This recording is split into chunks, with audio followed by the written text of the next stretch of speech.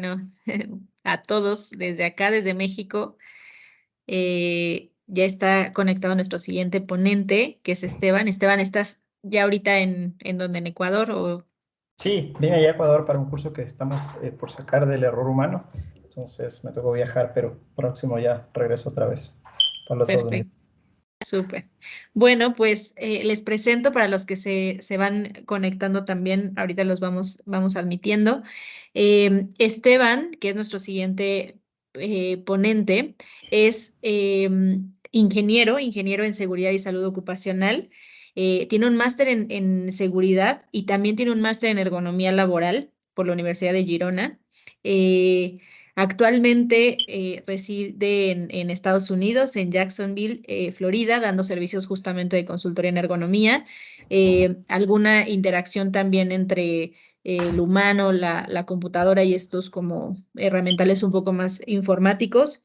En diferentes empresas y también ha estado, bueno, ya tiene alguna experiencia como docente, específicamente y sobre todo en posgrado para algunos programas de seguridad y salud, tanto en Ecuador como pues ahora ya también seguramente estará exponiendo a diferentes países. Entonces, bueno, pues bienvenidos a todos los que ya están conectados y todos los micrófonos son tuyos, Esteban. Bueno, que gracias por esta invitación, justamente para hablar sobre un tema que a mí me apasiona muchísimo, como es la ergonomía. Y claro, traer estas otras miradas complementarias a la ergonomía, como en este caso la charla que les he preparado para el día de hoy, que es respecto a la calidad y a la ergonomía. ¿Sí? Entonces, pues yo le he titulado a esta charla La calidad en el trabajo, la ergonomía como herramienta clave para la competitividad empresarial. Partamos por el concepto de calidad, que es muy importante. La calidad es un producto, o un servicio, es la capacidad para satisfacer las necesidades y expectativas de los clientes. Esto lo manifiesta Bergan y Kleslow en el año 2003.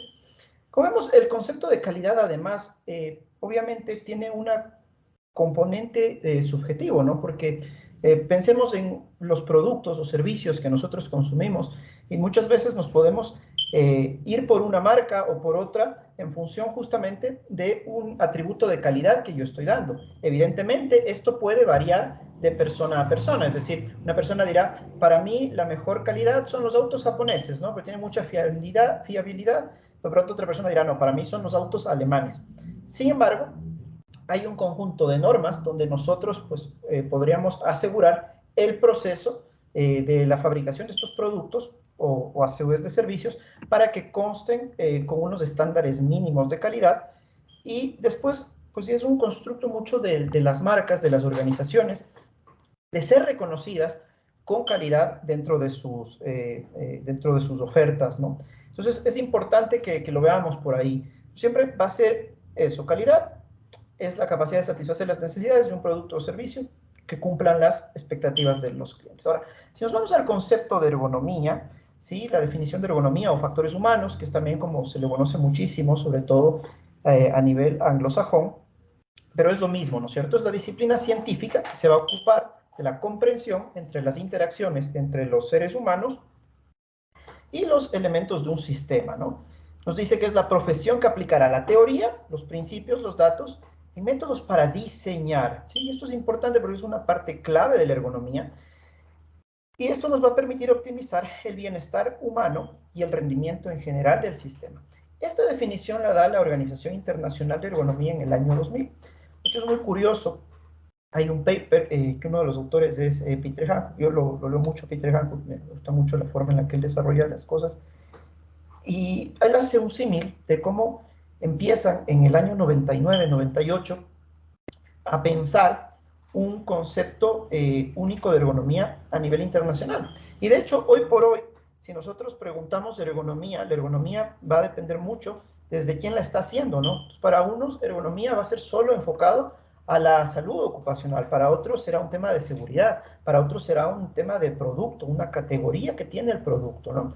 Entonces, ellos lo que empiezan, dice él, es a buscar una manera de integrar todas estas visiones dentro de una sola porque son, digamos, ejes en los que siempre van a ser complementarios y necesarios, ¿no? Por eso tenemos la ergonomía, digamos, industrial, ahora conocida como laboral o ocupacional, y por otro lado la ergonomía de concepción, ¿no es cierto?, que sería muy enfocada al diseño de los sistemas y productos también, ¿no? Entonces, hay que tomar en cuenta esas consideraciones. Ahora, esto ha tenido una evolución, y hay una evolución de la calidad, porque primero la calidad empieza a pensarse como una inspección de los procesos productivos, ¿no? Entonces teníamos grandes fábricas que empiezan a darse cuenta que hay errores en sus líneas de producción que les lleva a perder dinero, ya sea por reprocesos o por desperdicio de materia prima. Entonces empiezan a hacer una inspección, pero netamente con el objeto de controlar el proceso. ¿Sí? Todavía no había una filosofía por detrás, como posteriormente viene a darse, ni tampoco había una que se espere algo por el cliente, ¿no? Una expectativa por cumplir por el cliente. Simplemente era la inspección de calidad con fines de que pues nosotros podamos ahorrar en la empresa materia prima y tiempo sobre todo, ¿no? Esta visión de esta inspección que se da en los albores de la Segunda Guerra Mundial, principalmente porque empieza la industrialización en masa. Entonces, imagínense, en medio del conflicto, evidentemente no podían darse el lujo de que las municiones, de que las diferentes máquinas y herramientas no funcionen en medio de la batalla, ¿no? Entonces, justamente eh, nace esto, ¿no? Y esto es un poquito para darnos el marco de tiempo del que estamos hablando. Posteriormente, cuando finaliza el conflicto, se empieza a hablar de un control de calidad. Y esto es casi a la par de la guerra. De hecho, Henry Ford era uno de los fabricantes de estos Jeep Willys. En esa época no había la marca Jeep como tal. Y empiezan a fabricarlos entre Ford, GM, a los vehículos. Sin embargo, había muchas quejas por parte del ejército de los Estados Unidos, porque decían que los pernos, al momento de llevarlos a campo traviesa, muchos se rompían. Entonces Ford decía que no, que él había diseñado para evitar que eso pase. Entonces Ford decide incorporar una F en sus pernos, la F de Ford, justamente como marca de su sello de calidad, para que puedan reclamarle a él solo de los tornillos que salían de otras fábricas, pero no de la de él. Entonces, empieza con este concepto que pone Ford, a ver un control de la calidad, pero ya esta vez es un control también buscando guardar la aseguranza del cumplimiento del proceso. ¿Sí? Todavía no, obviamente no estaríamos hablando de una seguridad donde también se englobe la persona, sino que simplemente aquí lo que querían es buscar que el proceso se pueda replicar siempre con los mismos resultados, ¿no? Para llegar a una estandarización, que es lo que empieza a darse. ¿Qué pasa posteriormente? En los años 70 pasa algo importante que es el boom económico japonés y el Japón empieza a competir con calidad. De hecho, el padre de la calidad, que es Edward Deming, es ignorado primero en los Estados Unidos, ¿no? Porque claro, los Estados Unidos era la potencia en ese entonces hegemónica y más aún a nivel industrial. Entonces, por lo tanto, ellos lo estaban haciendo bien. O sea, ¿para qué vamos a mejorar si somos los mejores? ¿Sí? No, no necesitamos esto que usted nos habla del control estadístico de la calidad, esto de dar garantías de calidad, pues como que no, si igual somos los mejores, ¿no? Pero una cosa es ser el mejor cuando no hay nadie compitiendo contigo y otra cosa es ser el mejor cuando tú tienes que competir con un mercado en alza a nivel mundial y competitivo, y mucho más como es el caso de la industria japonesa, que es de alta calidad. Por lo tanto, claro, en Japón adoptan muy bien estas ideas de Deming, del control de la calidad, y ellos empiezan ya a hablar muchísimo de la mejora continua. Tal es así que en los años 80 en el mercado norteamericano cambian los patrones de consumo y empiezan cada vez a comprarse más vehículos japoneses sobre los vehículos americanos, porque eran más fiables, eran más económicos, gozaban además de un muy buen consumo de combustible. Entonces, obviamente, sale un documental en los años 80 que se llamaba Si Japón pudo, ¿por qué nosotros no? Donde explican las ideas de Deming, y recién a partir de los 80, finales de los 80, Deming es llamado nuevamente a los Estados Unidos, donde empiezan a tomar en cuenta sus ideas, ¿no? Podríamos decir que a finales de los 80, inicios de los 90, empieza todo el proceso de la mejora continua, y empieza a desarrollarse ya, digamos, como una filosofía, la mejora continua, y se establecen que en los procesos siempre se busca la optimización y la eficiencia, ¿no? De manera constante. En los últimos años se habla mucho del TQM, de hecho el Total Quality Management nace en parte gracias a Toyota, y ellos pues justamente buscan en todas las áreas de sus procesos internos y con miras al cliente, tomar en cuenta la calidad como parte principal de su filosofía. De hecho, el logo que todos conocemos de Toyota son 3 óvalos, y uno de los óvalos representa el cliente, el otro el producto y el otro el proceso. Entonces buscan que ese universo pues, finalmente esté en equilibrio, ¿no? Porque son los 3 componentes, ¿no? El proceso, el servicio y el cliente. Entonces, es decir, siempre ven con aras al cliente. Entonces, digamos, estos conceptos de calidad que han ido evolucionando un poco, los he tomado de Golomsky, que es el que o los ordena en esa categorización. Ahora, ¿cuál es la evolución de la ergonomía y los factores humanos, ¿no es cierto? El concepto de ergonomía, digamos, lo manifiesta por primera vez Jaworski, un polaco, en los años 1800. Él acuña por primera vez el término ergonomía y hace un manual, pero este manual obviamente no fue tan difundido. Pensemos en los años 1850, 54, me parece que fue esto. Un texto en polaco obviamente no iba a tener la divulgación por el idioma, por lo difícil de la comunicación en esa época, y evidentemente eh, no se da este reconocimiento. Sin embargo, durante la Segunda Guerra Mundial también empiezan a pasar muchos problemas, sobre todo porque las máquinas se complicaron mucho más y los humanos tenían dificultad para operarlas. Entonces, en un proceso casi simbiótico, por un lado los Estados Unidos y por otro lado en Inglaterra y algunos investigadores más de Europa, empiezan a desarrollar lo que sería después conocido como ergonomía. De hecho, Murrell es el primero que acuña el término ergonomía, ¿no? Y dice, pues vamos a estudiar el trabajo, ¿no? Porque ese es el espacio principal de la ergonomía inicialmente, ¿no es cierto?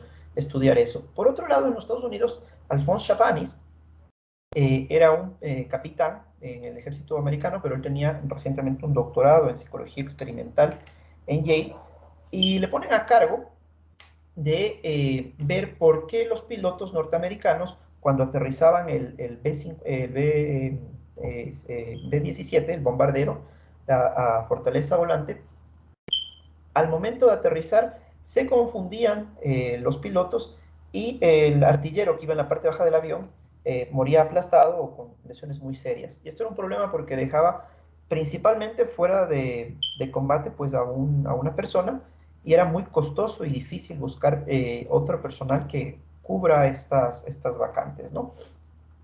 Y desde otro punto de vista, también nosotros teníamos que tomar en cuenta que no podían pararse los aviones, porque obviamente hacer un avión lleva su tiempo, es costoso, y estaban en plena guerra, ¿no? Entonces él diseña algo muy sencillo, como dice, el problema es que se están equivocando los pilotos porque las palanquitas de la cabina son muy parecidas, no está dentro de su alcance visual para verlo, porque el piloto además en ese momento tiene que direccionar el avión, por lo que él decide simplemente hacer un control táctil en las palancas y pone una rueda para que el piloto sepa que las ruedas pues son los frenos, y las otras 2 palancas son los comandos que permiten que se eleve el tren de aterrizaje.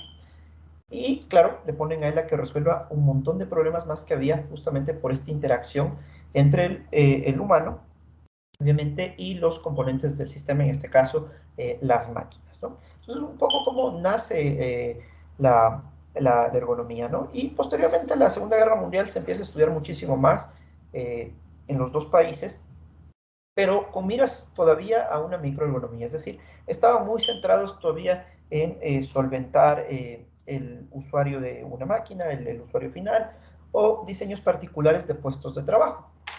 ¿Sí? Entonces, un poco empieza con eso la mejora. En los años 60 habría que considerar ahí que también nacen las primeras pantallas visuales, ¿no es cierto?, como lo conoceríamos ahora, el profesor Susskind en el MIT. Él hace la primera tableta digital, desde los años 60, evidentemente era algo muy costoso, complejo de operar, y obviamente se queda ahí. Sin embargo, ya deja un poquito los precedentes de que a futuro hay que tomar en cuenta que el humano va a tener que interactuar justamente con pantallas gráficas, ¿no? Con los GUI que les llaman en inglés, que pues sería la pantalla gráfica, las interfaces gráficas. En los años 80, en los Estados Unidos, se empieza a hablar ya de macroergonomía, y ellos dicen, bueno, hay que tomar también en cuenta el diseño organizacional, ¿sí? Porque yo no saco nada haciendo una intervención puntual en un puesto de trabajo si el resto de puestos no están bien, ¿sí? Entonces yo tengo que generar un cambio a nivel organizacional, y para esto obviamente tengo que hacerlo a nivel macro. Entonces, justamente, Hendrik, que es el padre de la macroergonomía, empieza a desarrollar esto en la Asociación de Ergonomía y Factores Humanos de los Estados Unidos, y publica, de hecho, un libro que se llama La Introducción a la Macroergonomía, donde él empieza a delimitar pues, los criterios de diseño y los aspectos a considerar en esta nueva, digamos, parte, porque ahora es uno de los dominios de la ergonomía, ¿no? Como conocemos. Entonces, un poquito sería lo que está ahí. Y actualmente estaríamos hablando de sistemas sociotécnicos. Pues los sistemas sociotécnicos es la interacción básicamente entre el humano y los componentes de un sistema.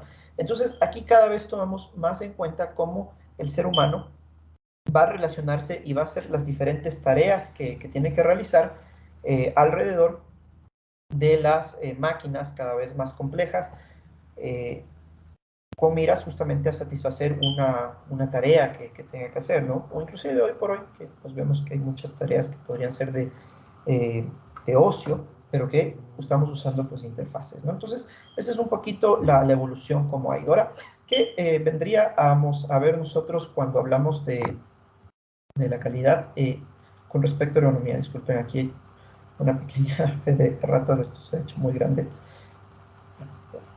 Perfecto, vamos a volver. Entonces tenemos los conceptos de ergonomía y los conceptos de cualidad por un lado, ¿no? Esto nos hablan Görgen y Nelcon, que son los dos que empiezan a hablar de esta relación íntima que hay entre estos dos aspectos. Y podemos tener conceptos de ergonomía que van a ser contradictorios, porque si nosotros vemos en el concepto de ergonomía, hablábamos del bienestar del hombre, ¿no es cierto?, del humano, pero en el concepto de calidad, nosotros no tomamos en cuenta el bienestar como tal del ser humano, ¿sí? Buscamos, digamos, satisfacer necesidades, y esas pues son diferentes de humano a humano. Y en medio tenemos que hay factores complementarios, que es un poco lo que yo les voy a hablar, y creo que es hacia donde debemos nosotros ir llevando nuestras organizaciones para mejorar tanto en el bienestar de los trabajadores como en el rendimiento de los sistemas que tenemos de trabajo, ¿no? Entonces, es importante este aspecto. Entonces, dentro de estos aspectos que nosotros tenemos, como les decía, estamos hablando del Total Quality Management, que es la gestión de la calidad total, sería la traducción más idónea, que no es más que una filosofía ya holística, ¿no? Y obviamente esto se recoge tanto de las ideas que empiezan a salir en Japón, que son los que primero empiezan a poner en práctica todo lo que establece Deming en su control estadístico, y obviamente también lo que hacía el profesor Deming, ¿no? Y por otro lado, pues los sistemas sociotécnicos, que esto ya sería la visión de la ergonomía, donde aquí vamos a llegar a algo que es clave, que es el diseño centrado en el ser humano. Y es que el humano ahora tiene que estar en el loop, ¿no es cierto? Como un poco lo dice en inglés, y debe estar en el centro de todas las cosas que nosotros hacemos. Debemos dejar de pensar sistemas de trabajo en los que nosotros le pongamos al humano como la última parte de interés de todos los actores que estarían involucrados en nuestros sistemas, ¿no? Entonces, por esto se propone aquí ya hablar de diseños, ¿no?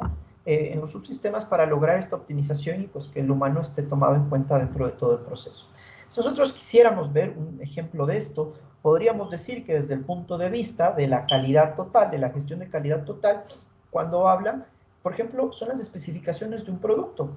Entonces pensemos cuando estamos diseñando un automóvil, El automóvil, yo voy a pensar qué categoría de automóvil es, dentro de qué segmento está, ¿cierto? Es un segmento A, B, C, D, ¿sí? Dentro de esos segmentos, la distancia que va a tener entre ejes, el tipo de vehículo que va a ser en función de si es un sedán o es utilitario, es deportivo, es un vehículo de carga, la motorización que voy a tener, ¿sí? El habitáculo, para cuántas personas va a estar pensado según esas condiciones que yo he puesto previamente, el nivel de equipamiento, los sistemas de seguridad activa y pasiva. Y todos estos son lineamientos, requisitos de calidad que van a tener justamente para que pueda salir como un producto viable al mercado un vehículo. Pero queda hasta ahí, porque lo que yo estoy buscando es diseñar y hacer algo con calidad en función de un producto que va a satisfacer las necesidades pues, de un grupo de clientes que está dispuesto a comprarme este vehículo. Por otro lado, yo voy a tener en los sistemas sociotécnicos a la persona que va a ensamblar el vehículo que desde el enfoque de calidad he previsto los parámetros que va a tener. Y aquí yo voy a ver cómo diseño el trabajo de tal manera que sea lo más ergonómicamente adecuado a este ser humano que está aquí trabajando, porque es el único del sistema que puede salir muerto o enfermo es el ser humano, entonces tengo que ponerlo a él en el centro, ¿no es cierto? Entonces, obviamente, busco herramientas, por ejemplo, como la que está acá en el video, que permite hacer un ensamblaje evitando pues una postura que no sea idónea en el caso de la muñeca, ¿no? Permite un buen agarre.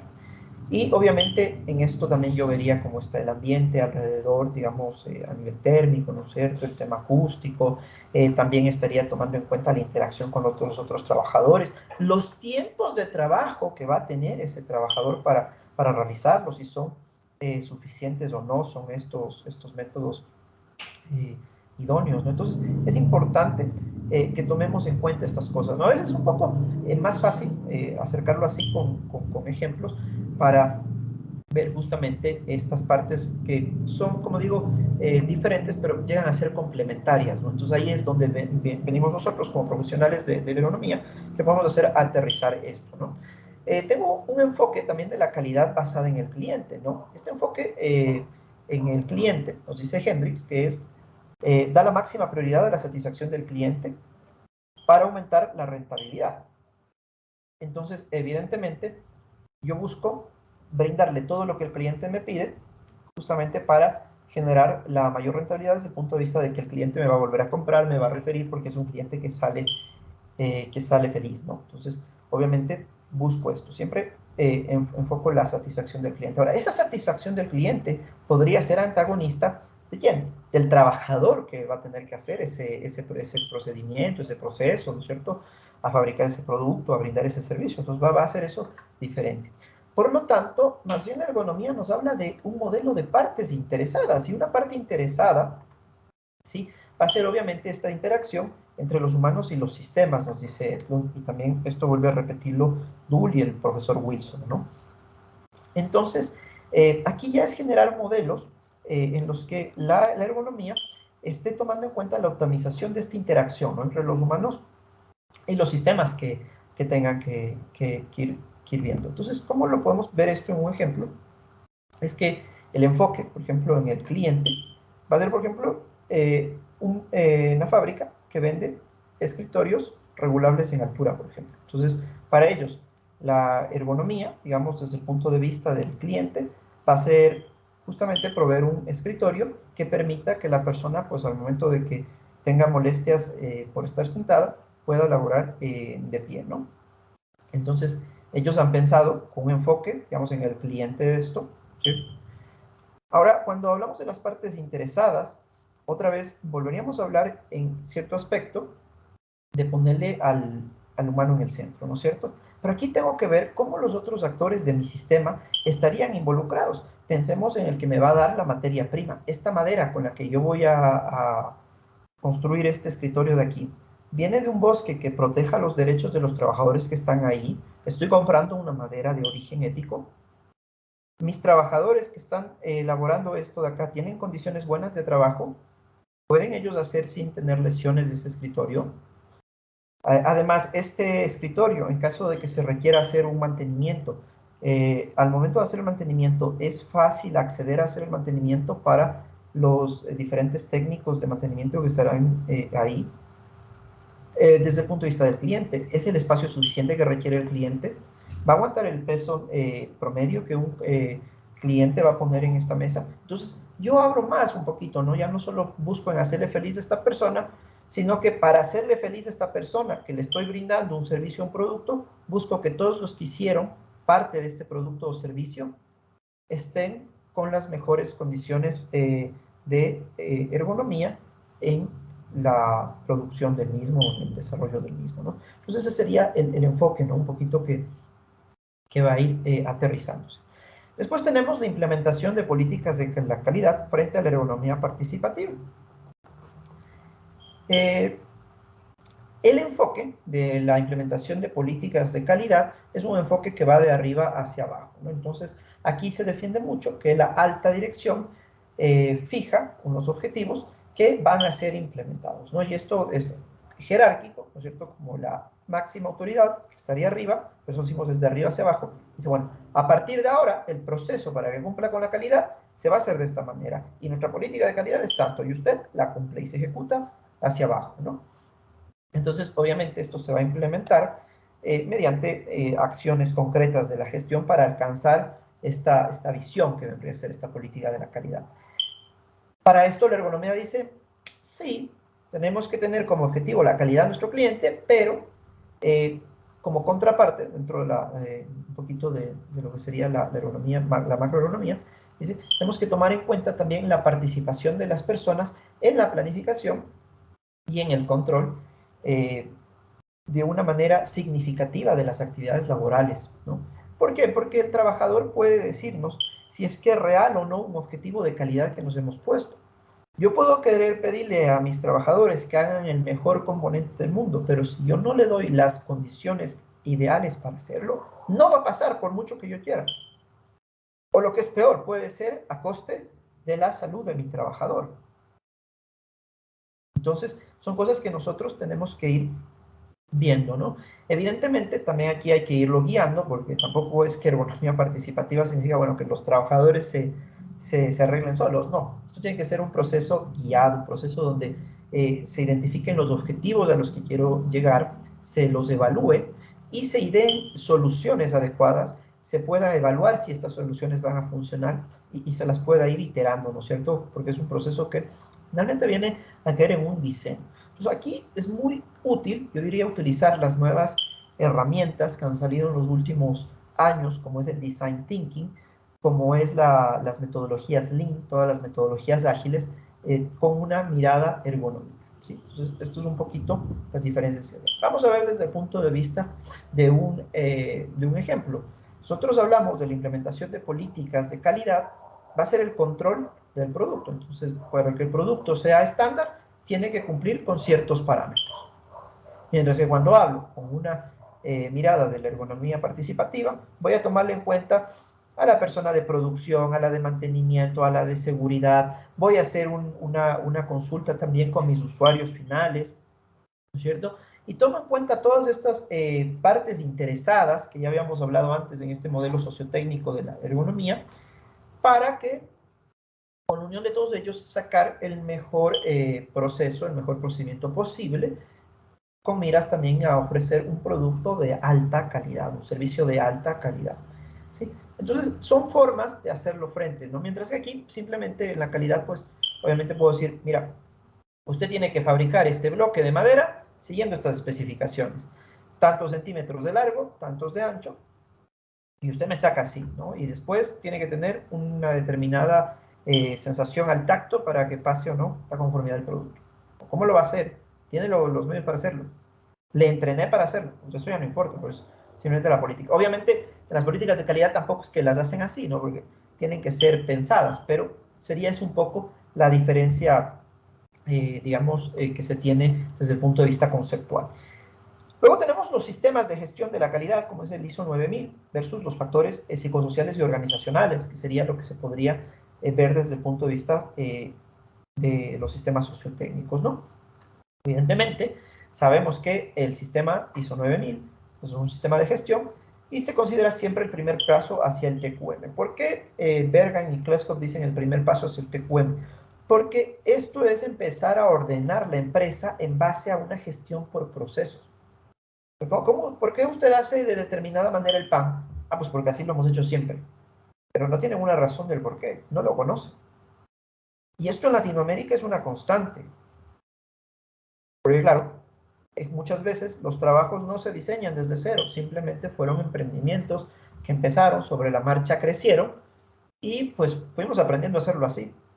Es que así lo hemos hecho siempre, ¿no? Entonces, por eso, ese va a ser el primer paso hacia la calidad.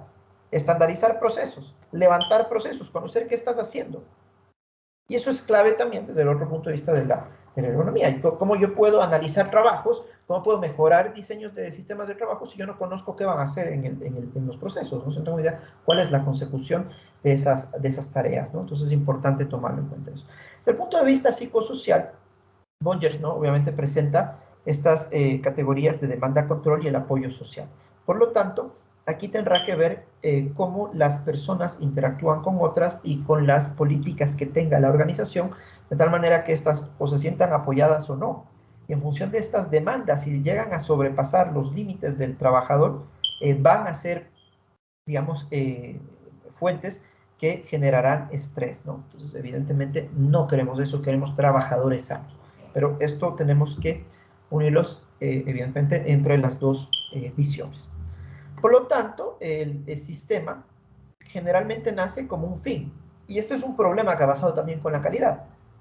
Ahora ya somos una empresa de calidad porque nos certificamos en ISO 9000 y ponemos el logo de ISO 9000 y nos certificaron las verificadoras y estamos al otro lado y con eso hemos resuelto todos los problemas. Ya no podemos ser mejores porque ya nos han certificado en calidad y ahí muere el tema. Y muchas veces para llegar a esto, descuidan de esto, descuidan del factor psicosocial y de cómo están organizadas las personas. Y esto es un factor de impacto, porque si esto falla, se cae esto. Y se vuelven unas certificaciones de papel. Porque finalmente, para que las certificaciones tengan validez, tiene que pasar en la realidad. Es decir, Toyota no hace carros buenos y fiables solo porque lo dice. Lo tiene que hacer que pase.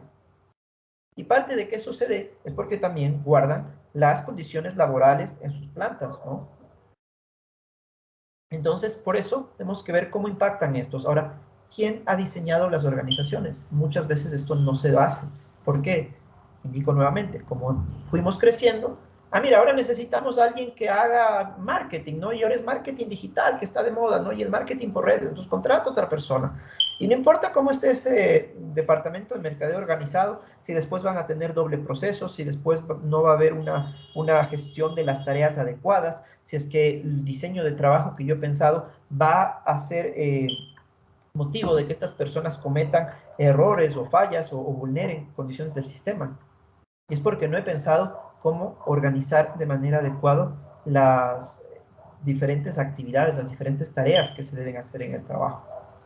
Pues fíjense en qué importante tomar también en cuenta eso dentro de los procesos. Pero a veces eso nos olvidamos. O sí, porque la ISO te dice, ¿no? También tienes obviamente que capacitar al personal y todo eso. Pero capacité y formé adecuadamente al personal, lo estructuré de la mejor manera posible. ¿Sabía que había cómo hacer eso? La respuesta a eso es que muchas empresas no lo hacen. Y nosotros tenemos un problema grande que debemos tratar de combatir, y esto es algo que debemos ver un poco que funciona desde los países ya más industrializados, ¿cierto?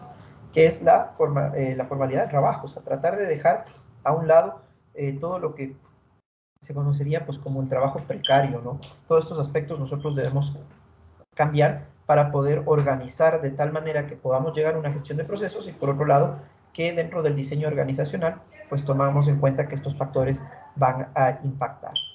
Luego tenemos la orientación de procesos versus la ergonomía de sistemas. En la orientación de procesos, la calidad siempre va a ser basada muchísimo en las actividades humanas, ¿no? Y decidirá la calidad del producto final, es un poco como ellos se los ven, ¿no? Entonces dicen, bueno, las actividades que hagan mis trabajadores dentro de la planta, ¿no es cierto?, de los servicios que tengan que proveer, va a ser muy importantes para el producto final que yo lo voy a realizar, ¿no? Entonces, en este aspecto, claro, le vuelven a poner otra vez como que de centro al trabajador, como que si dependería solo de él. Y muchas veces no es así, ¿sí? a ver, un trabajador no trabaja mal porque quiera. Muchas veces no tiene los medios idóneos o la preparación adecuada para hacerlo. Y ahí es responsabilidad obviamente de la organización de subsanar estos vacíos que pudiesen haber, ¿no? ¿Sí? Por ejemplo, algo muy clave aquí en esto es que muchas veces no se tienen manuales de los procesos y también de las tareas que deben hacer las personas. Entonces le dejo al que ya renunció, al que ya se jubile, que le adiestre a la persona que va a llegar. Pero esa persona le va a pasar lo que él aprendió. Le dijo, mira, aquí el protocolo dice esto, el proceso dice esto, pero ya veo 15 años aquí y siempre he hecho así, no sé para qué funciona. Y hay vulneraciones así, ¿no? Que a veces se pueden dar. Y evidentemente esto debería ser algo que lo tome más en cuenta la organización como tal para evitar que eso pase. Cara Young, que es uno de los ergónomos más importantes de los últimos tiempos, nos da una presentación del modelo SAFES, que es el modelo de la seguridad del paciente, y es muy interesante este modelo porque él en él mismo compagina el concepto de la gestión total de la calidad con esta orientación que tiene de procesos, pero también, obviamente, tomando en cuenta los sistemas humanos. Entonces, es decir, cómo cerrar todo este sistema. Entonces, es muy útil leerle a Carayón justamente y ver cómo en el modelo de seguridad del paciente que ella propone hay cosas muy útiles que se podrían llevar o adaptar en otros escenarios diferentes, ¿no? Entonces, vale la pena ver ese aspecto. Por lo tanto, cuando nosotros vemos que hay una orientación solo al proceso, generalmente puede caer solo en un desarrollo de la tarea. Ahí vemos una persona que está haciendo churros, pero yo simplemente he pensado en que haga los churros. De pronto la masa es buenísima, la receta es genial, está bien, y me concentré solo en la calidad del producto, que quiero vender los mejores churros de mi ciudad, y para esto le he dado lo mínimo al trabajador para que haga esos churros, ¿no?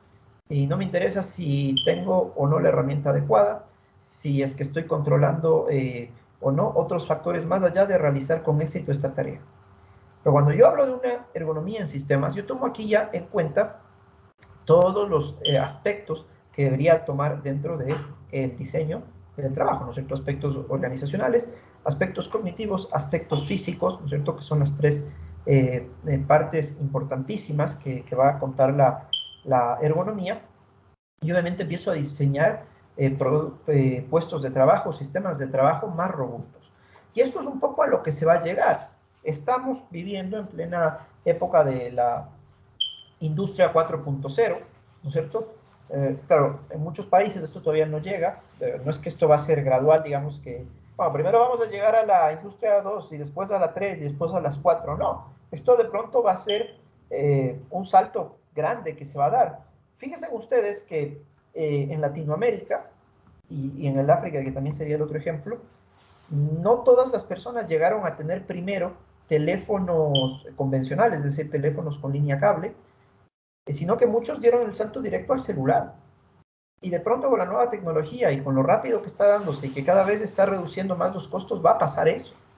Entonces tenemos que pensar en que nuestros puestos de trabajo van a cambiar en un futuro. Ya estamos hablando hoy por hoy de lo que se está viendo, que es la irrupción de la inteligencia artificial. Y además fue un cambio de paradigma. Siempre pensamos que la inteligencia artificial iba principalmente a poner en riesgo a puestos de trabajos repetitivos, puestos de trabajos que se requieran mucha fuerza. Y vemos que realmente ha traído cambios, pero más bien a los puestos de creatividad. Entonces ahora, por primera vez, ese miedo que podían tener los trabajadores de una industria al ver automatización de los procesos, también le está sintiendo el profesional. Y claro, para esto no hay que llegar a ser eudistas, ¿no es cierto? Y decir, no, la tecnología, el avance es malo, pero sí tenemos que pensar nosotros como ergónomos cómo interactuar con estas nuevas herramientas que deben estar al servicio de los hombres, justamente para mantener el trabajo del hombre, ya que el trabajo es un medio de dignificación del ser humano. Otro enfoque que tiene la ergonomía es el de cero defectos, ¿no? Y es para esto, cero defectos es hacerlo bien a la primera vez, ¿no? Entonces, una prevención de los defectos en el sistema. Esto lo establece Crosby en el año 79. Entonces, evidentemente, esto gustó mucho, esto era muy fácil de vender en la industria, además, porque ¿quién no quiere que sus productos, que sus servicios no tengan problemas? Eso es una visión compartida por absolutamente todos los directivos de cualquier tipo de organización o compañía, ¿no? Mientras que la ergonomía de sistemas dice, bueno, nosotros analizamos el sistema desde una visión de diseño más amplia, ¿no? Que el cero defectos. Sí, busco que no haya defectos, pero no voy a llegar a los cero defectos saltándome, dejando otros aspectos descuidados en el camino. Es muy importante el enfoque en el que lo estamos viendo. Y yo creo que esto se está llevando a cabo mucho hoy por hoy. Creo que la gente es mucho más consciente de eso. Lo que pasa es que creo que también falta mucho difusión y por eso pues agradezco mucho estos espacios que dan porque es importante que esto se transmita y se escuche de esto, porque muchas veces pues no llega el mensaje como uno querría. A veces cuando nosotros estamos en el mundo profesional, en un área, pensamos que, pero ¿cómo la gente no va a saber si ya sabemos eso? Pero estamos en una cámara de eco, ¿no? Pequeñita. Y justamente estos espacios abiertos son los que permiten que estas ideas lleguen ahí. Yo creo que por hoy las empresas B, ahí la certificación de las empresas B, tiene un poco de esto, ¿no? Que podría llegar a esto. Entonces es importante que empecemos a ver así. Fíjense aquí en el cero defectos, esta forma de esta radio. Estoy seguro que algunos de los que han trabajado en seguridad buen tiempo la reconocerán. No encontré una con el logo, pero pues lo voy a decir porque esto es un caso de estudio común en el cero defectos. Motorola. Motorola fue una de las primeras empresas que apuestan por esto y dicen, bueno, vamos a hacer los cero defectos. Tal es así que sus radios son las número 1 del mercado. De hecho, hay países, incluido el mío, de nacido en el Ecuador, por ejemplo, que uno generalmente no dice quiero un intercomunicador inalámbrico o algo así. Uno pide una radio Motorola o necesitamos Motorolas. ¿Sí? Y lo mismo ha pasado con esta hoja de afeitar, que directamente le hemos pasado a llamar Gillette. Es porque estos productos fueron tan buenos, cumplieron tan bien esta categoría de cero defectos, que pasaron a reemplazar el nombre técnico del objeto por el de la marca. Yo pido Gillette, pido Motorola. ¿Sí? Es un enfoque de eso. Ahora, cuando hablamos de ergonomía de sistemas, las industrias que más lo han desarrollado es la industria nuclear y la industria aeronáutica. Pongo la industria aeronáutica porque creo que es más cercano a todos. Creo que todos hemos escuchado alguna vez un avión, o visto un avión, o nos hemos subido un avión. Pero para construir un avión requiero una serie de componentes y de hecho cuando una economía, una sociedad ya es capaz de diseñar y producir aviones, podemos decir que está desarrollado o ya muy desarrollada la industria y la economía en ese país. ¿Y por qué es esto? Porque para generar esto yo requiero tener ingenieros de un alto nivel educativo y muy bien especializados para que diseñen aviones. Por otro lado, tengo que tener una industria eh, eh, siderúrgica adecuada para que me pueda dar a mí los componentes para fabricar el fuselaje de manera adecuada. Tengo que tener además la mejor aviónica posible. La aviónica es la palabra que se usa para la electrónica que hay en los aviones. Tengo que tener además los mejores protocolos para entrenar a estos pilotos de ahí. Y eso implica que yo diseñe además módulos en los que puedan simular. Y esa simulación tiene que ser medida y evaluada y ver si el avión en la fase de diseño inicial va a ser viable o si los seres humanos que lo van a controlar van a poder utilizarlo, ¿no? Si es factible desde ese punto de vista. Y si ustedes ven, obviamente casi no hay accidentes aéreos. De hecho, cuando hay accidentes aéreos se vuelven noticias mundiales. ¿Quién no escuchó el caso del Capitán Zully? Que de hecho lo hicieron película. Es muy bueno ver esa película porque justamente analizan todos estos sistemas, ¿no? de los factores humanos. Entonces, evidentemente, cuando nosotros vemos la complejidad que tiene, decir, bueno, voy a hacer un avión, voy a empezar a hacer esto, tengo que pensar necesariamente en más sistemas, ¿sí? No es tan simple como decir, bueno, voy a poner una panadería, no, aquí tengo que tomar en cuenta una mayor concepción en todos los niveles, en niveles transversales que van a cruzarse, en los que yo voy a tener que ir adecuando esas condiciones. Por otro lado, tenemos la cadena de valor frente a las cadenas de valor en ergonomía. ¿Pero qué será la cadena de valor en la calidad? Estoy generando funciones o determinadas partes de la empresa que creen valor para el cliente, ¿no? Por lo tanto, nos dicen Dullo Neumann, yo busco a través de esta cadena de valor que mis productos, que mis servicios sean percibidos con mayor calidad por parte del cliente. Es decir, es este extra que me está dando esta organización para que yo me decida por su producto o por su servicio. Pero desde el punto de vista de la ergonomía, Smith y Sander y Ham dicen deberíamos hablar de un consumo ético, donde el valor proporcionado por los clientes incluya la garantía que también se mantienen unas condiciones de trabajo ergonómicas y éticas. Y esto es difícil porque en la práctica es hermoso hablarlo. Y yo estoy de acuerdo y ustedes dirán que todos aquí, creo que ninguno va a preferir comprar ropa, equipo electrónico, en fin, cualquier producto o servicio que venga de mano de obra esclava o de mano de obra que sea vulnerada a sus derechos laborales. ¿Sí? Yo creo que eso estamos todos de acuerdo. Pero tienes dos problemas. El primero, que no puedes identificarlo. Yo quisiera saber si esta prenda que estoy vistiendo ahora viene de un consumo ético, es decir, viene de prendas que hayan respetado el ambiente cuando hicieron esta tela, los tintes que utilizaron para tornar negra esta tela. Quisiera saber que también que los trabajadores que hicieron esta maquila estén protegidos laboralmente, estén en condiciones óptimas, y eso va más allá de que estén afiliados a un sistema de seguridad social, porque eso es para tener prestaciones, pero a mí me interesa que no lleguen a usar esas prestaciones desde el punto de vista de salud, porque me interesa que se mantengan sanos. ¿Cómo yo veo eso? No lo puedo ver. Tengo que conocer la reputación de las empresas, y por eso es que ahora las organizaciones cuidan muchísimo esto de su reputación, porque saben que cada vez hay mayores consumidores éticos. Sander y Ham hacen un estudio a nivel universitario en el Canadá, y ellos preguntan a sus estudiantes si es que estarían dispuestos a pagar más, ¿no? Porque todo esto que yo hablo, ¿no? De condiciones dignas de trabajo, de material, eso tiene un costo. Y los estudiantes universitarios dicen sí, nosotros estaríamos dispuestos a pagar hasta un 30% más lo que cuesta eso. Volvamos al contexto de los estudiantes en la universidad que se hizo. Casi todos los estudiantes universitarios del primer mundo o tienen becas o tienen sus padres con posibilidades pues, para costearles eso. Entonces es fácil hablar cuando a ti no te cuesta el dinero, decir, mira, voy a pagar $130 en lugar de $100 por esta prenda de vestir porque esta sí es ética. Pero cuando tú ya te ganas ese dinero o cuando no te alcanza para otra cosa más, pero tienes que cumplir esa necesidad, ahí se vuelve un problema. Entonces, claro, también hay una competencia, ¿no? Porque muchos te podrán decir, esto tiene todo igual. Bueno, si tiene todo igual, si cumplen los mismos parámetros técnicos, porque este es más barato. Entonces, ahí hay que ver, ¿no? ¿Cuál es el costo escondido de las cosas?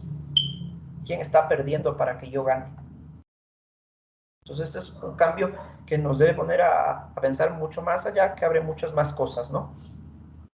Entonces, claro, en la cadena de valor, desde el punto de vista de la calidad, es inspeccionar la materia prima para que esté bueno, para que al momento que mi cliente final recibe su producto, diga, oye, me encanta comprar en tal proveedor porque los materiales que utilizan en sus productos es adecuada, me gusta, ¿no es cierto? Entonces puede ser por ese lado. Pero desde el punto de vista de esta cadena de valor en la economía, de este consumo ético que yo hago, el símil que debe ser un consumo ético / ergonómico, es buscar que lo que yo esté consumiendo no le agreda a otro ser humano. Y ese ya es un cambio totalmente del pensamiento. Ahora tenemos la mejora continua.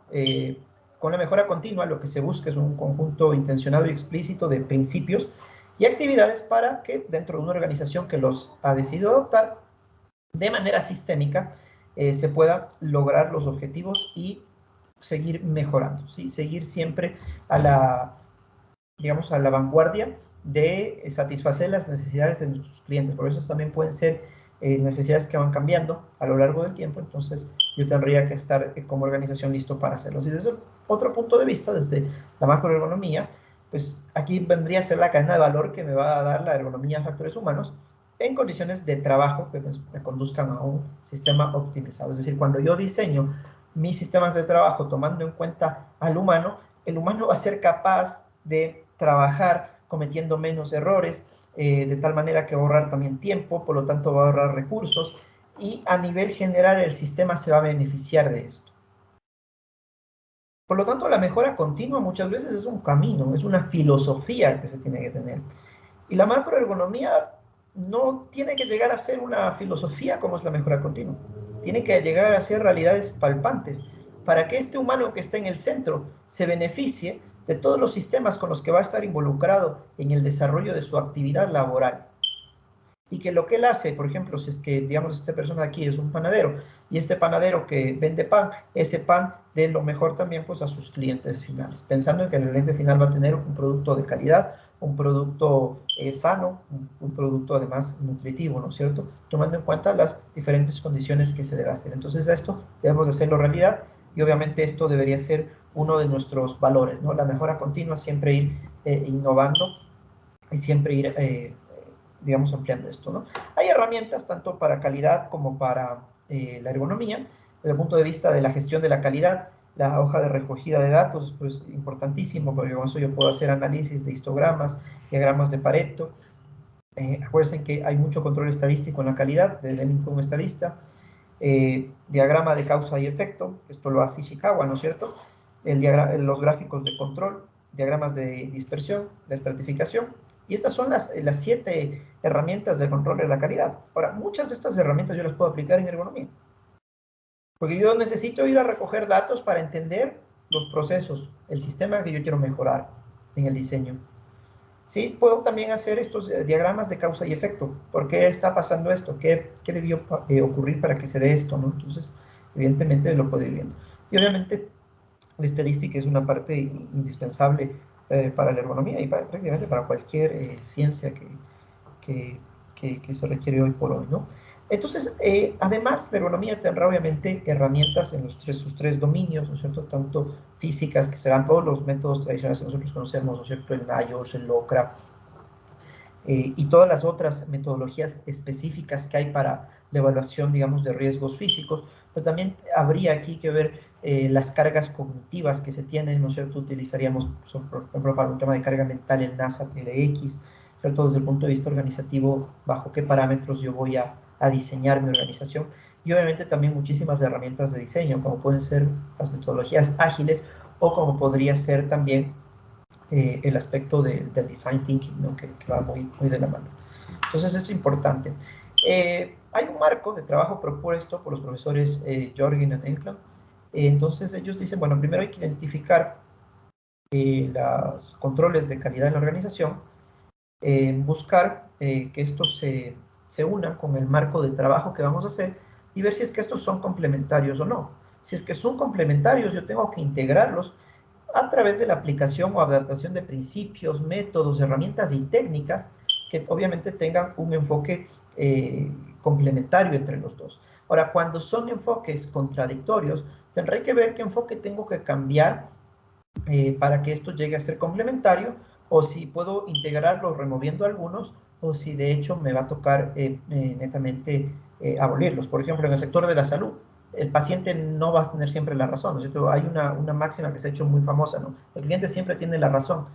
Pues no, en el sector educativo no, pues porque la persona que está recién aprendiendo muy difícilmente pues va a poder tener razón sobre el profesor, ¿no?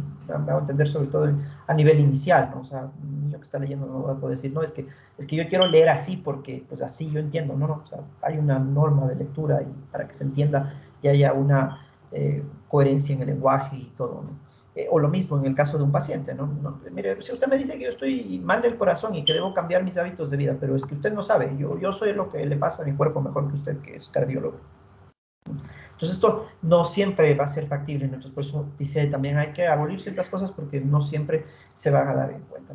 Hay una propuesta de simplificación de esto, esto lo tomo de carrera, Fernando, que dice, bueno, para tratar de aplicar bien la calidad y que esta calidad también tenga un enfoque tomando en cuenta al ser humano, tenemos que hablar que hay 3 componentes que debe haber, ¿no? La motivación de por qué voy a hacer esto, si es simplemente por un tema comercial o si en verdad tengo también un componente de transformación social que debería ser por eso, y obviamente debo dotar de los equipos, de herramientas, protocolos necesarios en la organización y capacitarlos en los mismos. Porque si uno de estos 3 están fallando, yo no voy a poder llevar a cabo una adopción de la calidad idónea en el puesto de trabajo. Y si a esto, además de aquí, le ponemos al humano en el centro, estoy diciendo que también estoy tomando en cuenta a la ergonomía. Por lo tanto, dentro de las conclusiones que nosotros tenemos, será que tenemos mutuas relaciones entre ergonomía y calidad y que hay deficiencias ergonómicas que van a conducir a deficiencias de calidad, van muy relacionadas de la mano.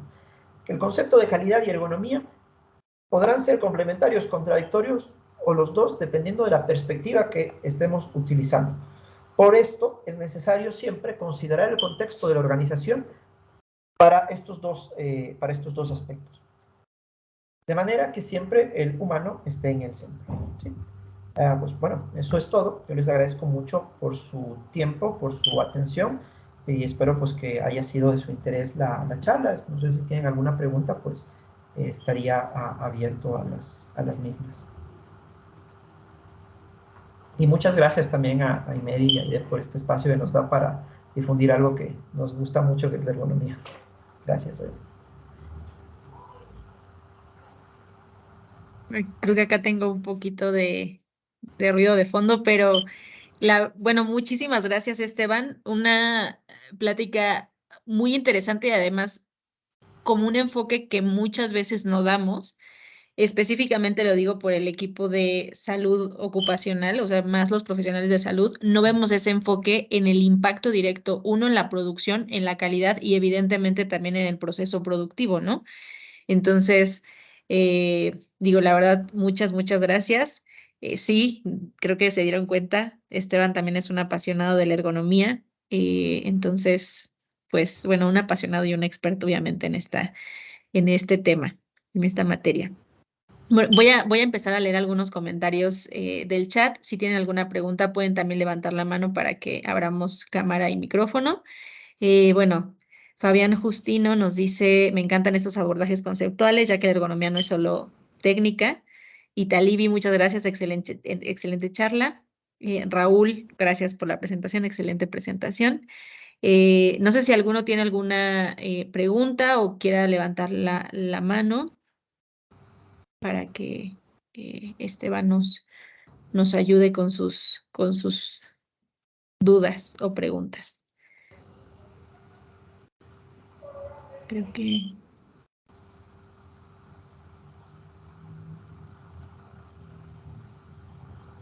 que no, si no, bueno, de todas maneras lo pueden ir compartiendo y te vamos compartiendo, bueno, yo te comparto después las preguntas si es que a mí me las hicieran llegar.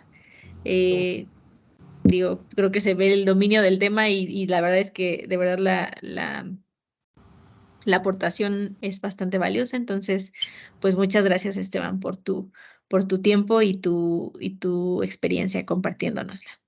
No, a ustedes por el espacio, muchísimas gracias y pues saludos desde el centro del mundo que me ha tocado estar acá. Claro que sí. Muchas gracias. Buena tarde. Buenas tardes, un abrazo. La siguiente sesión es a las 2 de la tarde, bueno, de acá de México. Igual, quienes se quieran quedar